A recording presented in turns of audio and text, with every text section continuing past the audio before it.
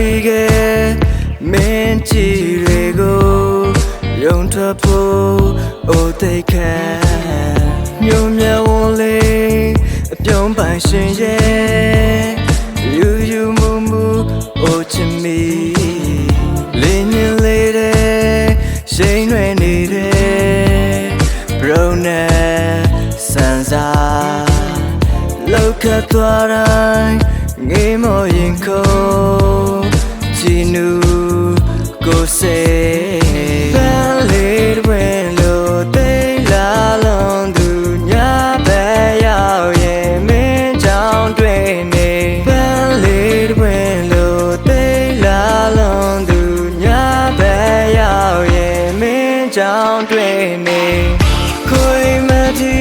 ဆိုမို့သူရဲ့လုံးသားလေးကပေါ်ရှာလွယ်တော့ခါခါသေးသေးမြင်စဲနေအောင်ကိုသေးချစ်တဲ့ပန်းလေးရဲ့ဖွင့်ပြောဖို့အတွက်ကြိုးစားနေလေမင်းရှိရှောက်ရင်